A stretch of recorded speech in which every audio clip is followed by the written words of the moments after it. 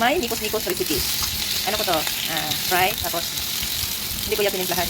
Tapos, lagyan ko siya ng ano sa ibabaw. Mamaya, yung minced beef na, may sauce. Tapos, lagyan ko ng cheese sa ibabaw. Tapos, i-bake. Yan. Una, mag-isa tayo ng sibuyas at saka garlic. Inano ko na eh. Anong tawag nito? Sinabay ko na. Ganun din naman. Lulutuin. Tapos, sinagay mo yung minced beef. Na ano siya, parang namukla siya kasi na ano siya sa tubig. Hindi ko na bantay. May butas pala yung plastic. Tapos, kaunting asin. Then, paminta. Yan. Haluin lang hanggang maluto. Tapos, ilagay na doon sa ano. Tapos, guys, lagyan ito. Tomato sauce. Yan. Kaunti lang. Kasi may, naman siya, nagtutubig. Tapos, timplahan mo lang siya, guys. Kung tama na yung lasa niya, di, pwede na.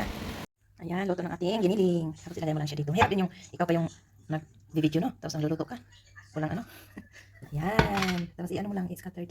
Tapos, ano mo lang siya na, ang ingay din. White! Okay, just put it there. Just put it there, darling. Yan, yan mo lang ng cheese. Tapos, i-bake mo lang siya ng mga 15 to 20 minutes. That's it. And you can eat.